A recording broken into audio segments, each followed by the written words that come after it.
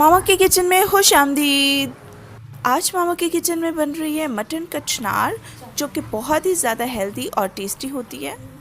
कचनार के जो है बहुत ही ज़्यादा फ़वाइद है। अगर मैं सारे के सारे बयान करना शुरू करूँ तो वीडियो बहुत ही ज़्यादा लंबी हो जाएगी। आज की जो रेसिपी है बहुत ही ज़्यादा हेल्दी और टेस्टी भी है।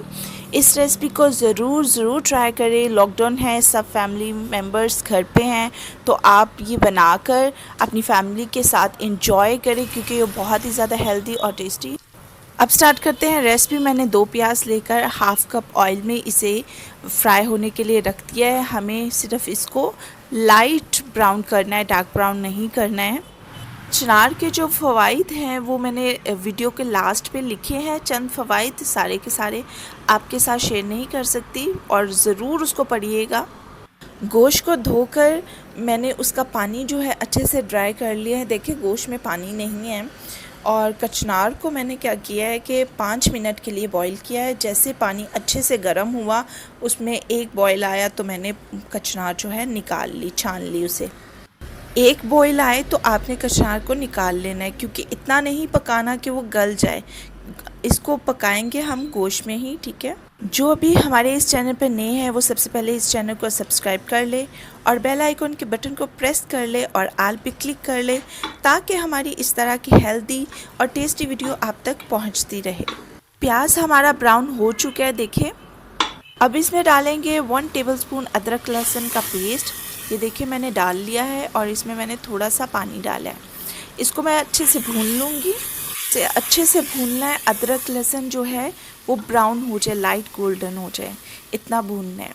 अदरक लहसुन को अच्छे से भूनने के बाद इसमें हम डालेंगे टमाटर। मैंने 2 टमाटर इसमें डाले हैं। अब हम मसाले में सारे स्पाइसेस ऐड करेंगे। इसमें मैंने 1 टीस्पून नमक डाला है। नमक आप अपने टेस्ट के मुताबिक डालें। और मैंने अब डाली है 1 टीस्पून हल्दी इसमें। अब इसमें डाली है 2 टीस्पून सुर्ख मिर्च। अब इस मसाले को जो है अच्छे से भून लेंगे।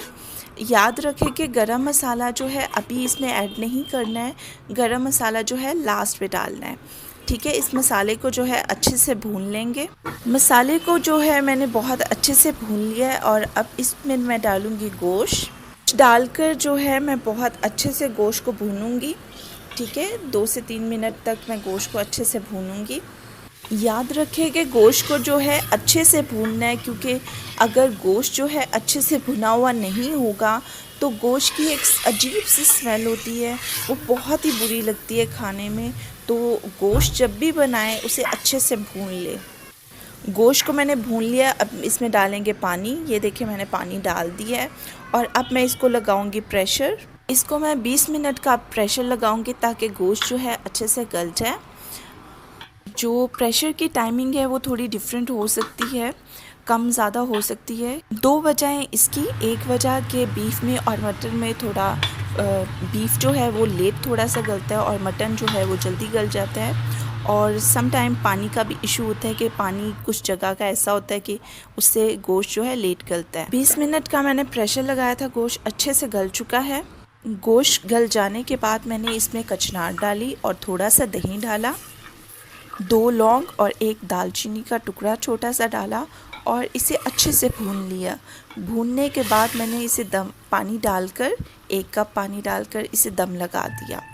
कचनार को जो है बिल्कुल ड्राई नहीं करना। ये देखिए किस तरह इसमें हल्का हल्का सा मसाला है। मैंने इसमें हाफ़ टीस्पून गरम मसाला डाला है पिसा हुआ, और 2 हरी मिर्चें डालूँगी साबुत। इसको काट के भी हरी मिर्चों को डाल सकते हैं और साबुत भी डाल सकते हैं, दोनों भी डाल सकते हैं आप। और थोड़ा सा अब डालूँगी हरा धनिया। मैंने कचनार के सालन को हल्की आंच पे रखा हुआ था ऑयल निकलने के लिए। ऑयल देखिए निकल चुका है और सालन हमारा बिल्कुल रेडी हो चुका है। तो बहुत ही मज़ेदार ये सालन बना है। आप इस रेसिपी को ज़रूर ट्राई करें।